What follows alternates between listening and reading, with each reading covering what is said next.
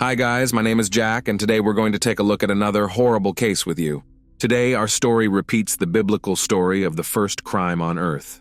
As the book of Genesis states, "And Cain rose up against his brother Abel and killed him."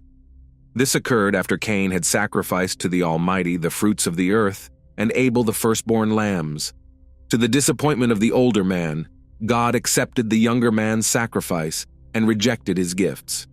Driven by selfish jealousy, Cain called Abel to the field and there took his life. But unfortunately, even in the modern world, because of unhealthy jealousy, the older brother can kill the younger one. The end of June 2010 was very difficult for the family of Donna and Samuel Eckard. Their 19-year-old son Shawn was missing. The night before, Shawn had a fight with his older brother Stanley and left the house slamming the door. Shawn had never previously allowed himself to leave the house for long periods of time without his phone or informing his mother. Late that night, the whole family was alarmed by the young man's disappearance. But officially, the search for the boy began only 24 hours later. Missing person notices with photos of smiling, blonde-haired Shawn were posted at all stations, in supermarkets, and along the streets. But even after 2 days of searching, there were no results. The police had their hands up in the air as they continued their search. For more than 2 days, Shawn Paul Eckard was officially missing. Relatives, acquaintances, and a few friends gathered a team of activists who day and night combed local establishments, interviewed random passers-by, and minute by minute reconstructed the route of the guy that night. The police, without stopping the search, began to look more closely into the habits and rhythm of the Eckard family, to reconstruct the sequence of events leading up to Shawn's disappearance. Donna and Samuel Eckard married with a history of family relationships. They had 6 adult children from previous marriages. After experiencing difficulties and setbacks in their early unions, they found their safe haven in each other's company and settled in San Diego, California. They rented a large, good-sized family home and attended the local church on weekends without fail. The family was devout and lived a quiet and unsociable lifestyle. A few years after the family moved in, they had a son, Stanley, and 2 years later, a second son, Shawn. Donna devoted herself fully to the home and raising her sons, so the brothers grew up in love and care. They both attended a good local school, and on weekends, without fail, the whole family participated in church activities. The eldest children, having reached adulthood, flew away from their parents' nest all over the continent to start their own families. But the Eckard family was friendly. They kept in touch with each other, regularly called each other, and spent all family holidays together. Shawn was a simple and fun-loving boy. He had a bright appearance, charisma, and insight that attracted people to him like a magnet. He knew how to listen and empathize, so he made friends very easily. Stanley, on the contrary, had a more reserved character and was wary of everything new. He was shy, so socializing with people was much more difficult for him than for his brother. They had one common group of friends and classmates, despite the age difference. Together, the brothers were like one, helping each other and always looking out for each other. The boys grew up well-mannered and studied very well. They always had a trusting and friendly relationship with each other. Small jokes about each other were accepted with humor by their parents. Respect was valued above all else in the family. Donna and Samuel raised their children from childhood with faith in God and according to God's laws. The life of the Eckard family flowed in its own way. As the brothers grew up, their interests unnoticeably became completely opposite. The youngest, Shawn, played in a music band, and the eldest, Stanley, became interested in martial arts. The life of each young boy was filled with vivid impressions and emotions, which they shared with the family in the evenings. Shawn was always first. His stories about music, friends, and upcoming plans took up most of the evening time. When the family gathered before dinner and shared the emotions of the day, everyone listened to Shawn. There was no time for Stanley, nor, it seemed to him, was there much to share. No grandiose plans for the future, no exciting stories, not even stories of friends to draw attention to. So Stanley humbly listened to his brother's stories. On one such evening, Shawn told his family that he had met a neighbor girl, Mary Jane. A fragile young girl with bright brown eyes and long blonde hair put Shawn in a daze. Through the open window of the house where the girl lived, he heard a magical piano playing. As if mesmerized, he went to the captivating sounds of music and entered the house without knocking. Self-confidence in his own charm allowed Shawn to get out of such a funny situation with dignity and cleverly met the girl he liked. She was a few years older than Shawn, but this did not prevent them from maintaining a friendly relationship. The soul of the company, Shawn often organized picnics where Mary Jane was invited. They walked a lot, visited parks and observation decks. The budding adolescent love affair was interrupted by the unfair reality of the adult world. The Eckard family received the sad news of the illness of Donna's elderly mother, Shawn and Stanley's grandmother. In search of prosperity, parents tried to take into account the interests of each member of the family, but the decision made fundamentally changes the life of the whole family. Shawn did not want to leave his native land, his friends, and his Mary Jane, but the parents' decision had already been made.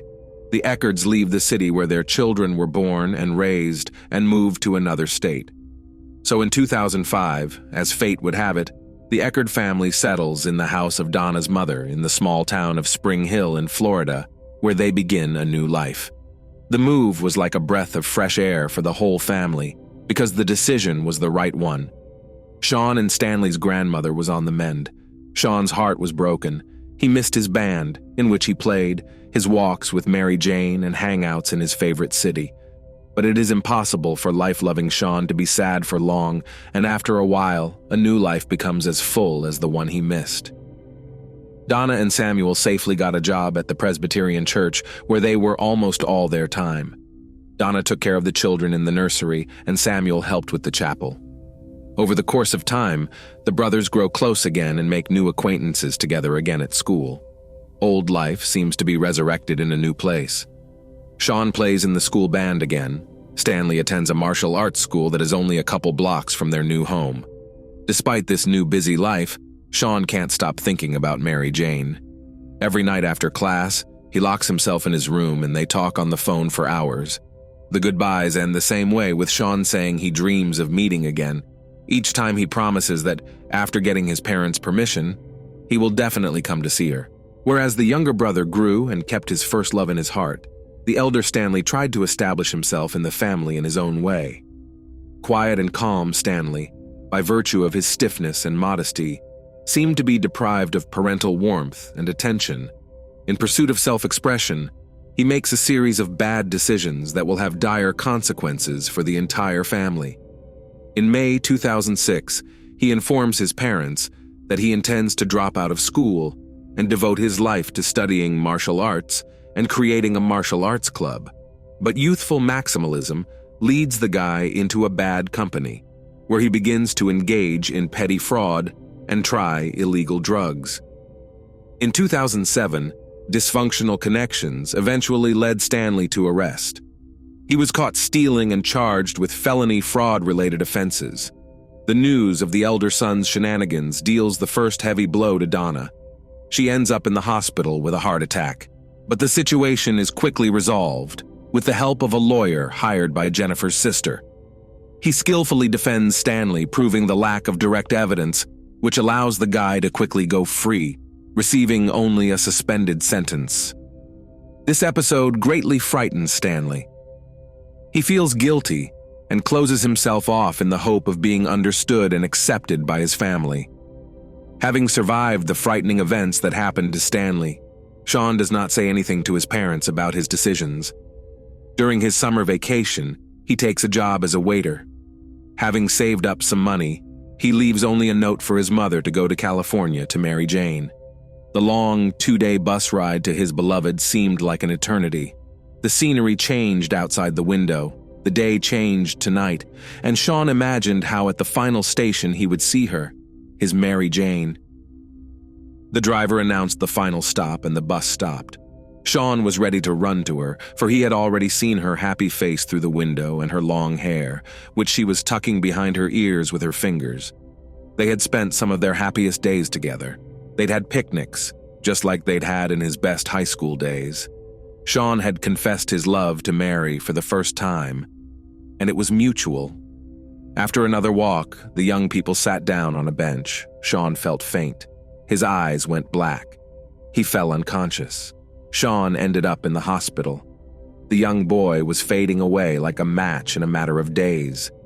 Mary Jane contacted Shawn's sister.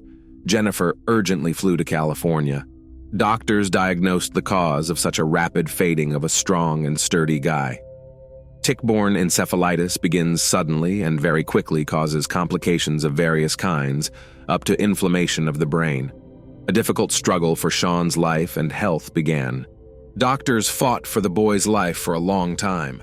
More than a month of coma and 6 months of rehabilitation helped him to return from the other side of the world. Shawn had a very hard time recovering for a long time. An ordinary tick bite on a summer walk turned out to be a serious injury for him. Jennifer took her brother back to Florida, where he faced therapy and a long recovery. Mary Jane was left to wait. Again, the only source of communication for the lovers was the telephone.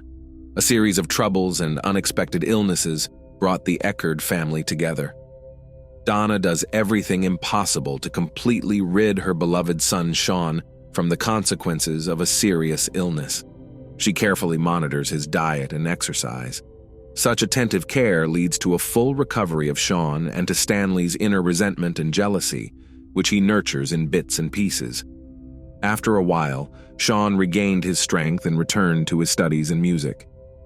In 2009, he finishes his studies and dreams of going to his Mary Jane to return together and introduce her to his parents as his favorite. But Shawn's plans are not destined to come true. Stanley introduces his brother to his dream girl, Samantha Rowe. Samantha, a native of Florida, quickly found a common language with the two brothers. Stanley was in love and sympathized with her, but the girl was impressed by the cheerful and sociable Shawn. For some time, Stanley actively courts Samantha, and she accepts his signs of attention. Several romantic meetings end with a passionate kiss. Stanley is immensely happy, but Samantha, who said yes to her older brother, is still thinking about her younger brother. Samantha decides to write a message to Shawn in which she confesses her sympathy for him and invites him for a walk around the city. The guy agrees, and they spend the evening walking along the waterfront and talking about Stanley and Mary Jane. Shawn does not seek to win the girl, after all. He has long belonged to another. A rejected Samantha writes a message to Stanley and tells him that Shawn has been seeing her and confesses that he really likes her too. Stanley was furious. That same evening, he went up to his brother's room where they had a conversation. At first, the brothers talked quietly, then their words turned into shouts, and then there was dead silence.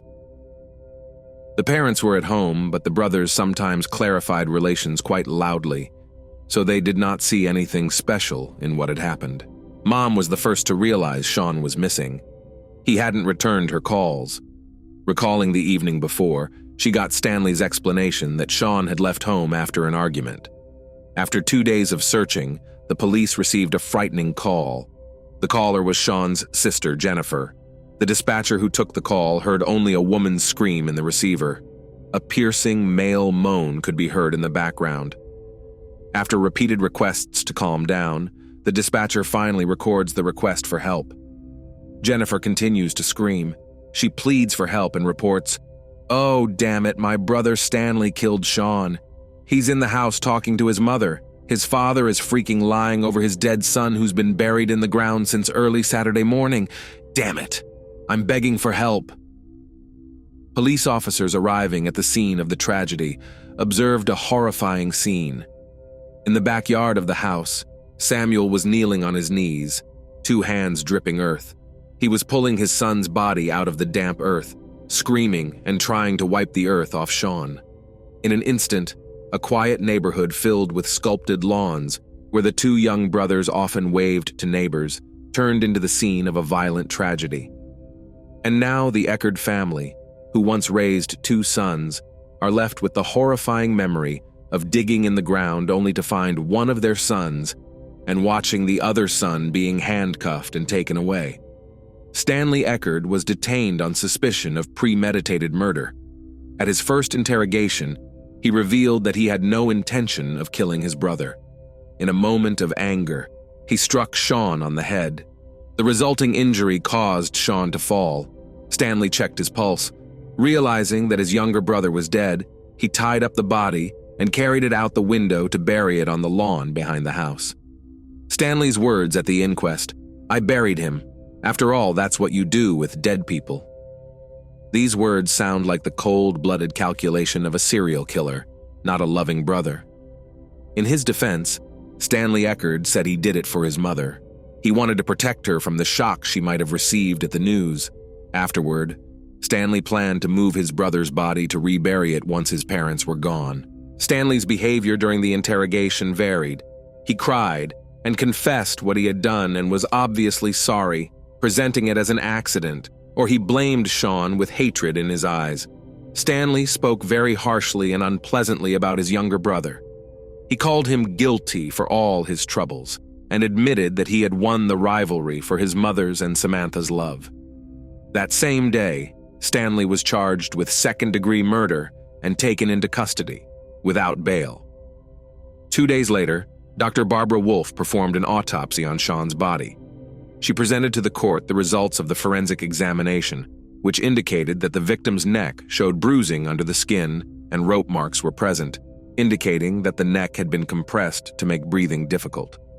The examination concluded that the death was the result of an inflicted head injury and asphyxiation. Assistant State Attorney Pete Magrino proceeded to scrutinize the case. On February 25, 2011, the first hearing began, presided over by District Judge Stephen Rushing. On the second row were Stanley's parents, Donna and Samuel Eckard. They wept as they watched their oldest son being led into the courtroom under escort. On April 9, 2013, the trial began in Hernado Court, presided over by District Judge Anthony Tatti. The defense was led by attorney Alan Hunter, while prosecutor Pete remained on the prosecution side. The main goal of the prosecution was to convince the jury that Stanley had carefully planned the crime. Defense attorney Alan stated that there was a spontaneous fight that led to the tragic outcome. In closing, Alan appealed to the jury to take note of Stanley's attempt to cover up the crime in the name of good intentions.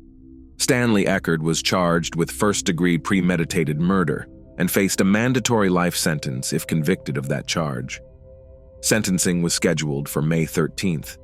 Stanley's fate was in the hands of District Judge Anthony Tatti, who presided over the 5-day trial. Second-degree murder is punishable by up to life in prison. Stanley Elias Eckard always said he never intended to kill his brother 3 years ago before burying him in the front yard of the house. Before trial, Eckard rejected an offer from prosecutors to plead guilty to second-degree murder in exchange for limiting his prison sentence to 20 years. Eckard remained stone-faced as the clerk read the verdict. The brothers' parents, Samuel and Donna, wept quietly. As the jury left the courtroom, Samuel Eckard's sobs turned to screams, and numerous relatives gathered around Donna and Samuel. The jury agreed that Eckard did not plan to kill 19-year-old Shawn, but the jury did not completely absolve him of guilt. After deliberating for about 2.5 hours, 9 women and 3 men found Eckard guilty of second-degree murder. All the while, the Eckards said they believed Stanley's account of what happened in the early morning hours of June 19, 2010, and criticized the state attorney's office for filing the charges. Later Friday, Samuel Eckard said Chief Assistant Public Defender Alan Lanter did an excellent job. The family questioned the appropriateness of the sentence. They filed an appeal to appeal the verdict, but were denied. "I really can't understand how the jury reached a verdict of second-degree murder in about 2 hours," Samuel Eckard said. "Despite that, our faith was not shaken," he said.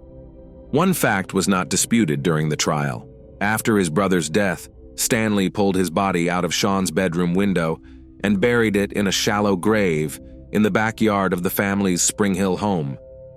Samuel Eckard found Shawn's body 2 days later. Assistant State's Attorney Pete Magrino began his closing arguments at trial by showing jurors photos of Shawn's dirt-covered body lying in a fetal position in the hole. "This is not a detective novel case," Magrino said. He noted that Stanley, when questioned by detectives on the day his brother's body was found, changed his testimony as many as 6 times, saying he initially knew nothing about Shawn's death. For 2 days after his brother's funeral, according to Magrino, Stanley sent messages from Shawn's cell phone to family members saying that Shawn had allegedly gone to California to stay with his girlfriend Mary Jane. Also, on behalf of Shawn, he corresponded with Samantha, saying that he did not want to communicate and she should pay attention to Stanley. After hours of questioning, Stanley said that Shawn had died during a struggle in the bedroom that morning. He claimed he heard a snap in his brother's neck as they fell to the floor. He then hid Shawn's body to protect his mother, Donna, who has a weak heart.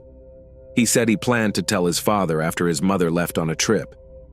Those injuries that the defendant inflicted with his hands constitute murder, Magrino said, and he also called attention to testimony and Stanley's statements to detectives about rising tensions over Samantha Rowe. He also called attention to testimony about a conversation Stanley had with his brother and a friend about revenge in the weeks before Shawn's death. In that conversation, the friend testified, Stanley said that if he was going to kill someone, he would hit the person in the back of the head and bury the body in the yard. That evidence was tenuous at best and could not dispel reasonable doubt, Alan Lanter told the jury. A crime involves an act with an intended result, Lanter said. Yes, he was involved in his brother's death, but he didn't kill his brother.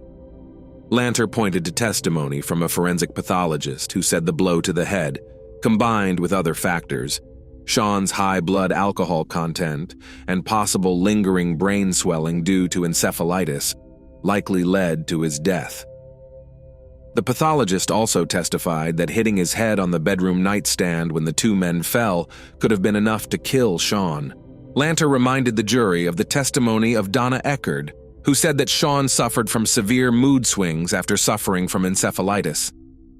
At one point in her testimony, Donna Eckard called Shawn's death an accident. The jury also could have found Stanley Eckard guilty of third-degree murder or manslaughter. Calling the case a pardonable homicide, Lanter asked jurors not to let gruesome photos of Shawn's body and Stanley's poor decision to bury him in the yard distract them from what led to his death. Stanley Eckard did something horrible after Shawn died, said Lanter, but he's not a murderer. During the final sentencing, excitement gripped the Eckard parents. Judge Anthony imposed a sentence of 50 years in prison without parole. The parents were broken. One miserable day had taken 2 sons from them at once. The cold-blooded murder of an innocent man and even a brother is clearly beyond the bounds of adequate human response. In the biblical story, the brother-killer Cain was banished from paradise as punishment. But he solved the problem differently, eliminating the source of his remorse. Thanks for watching, guys. That was Jack with you. Subscribe to the channel. There are many shocking stories ahead.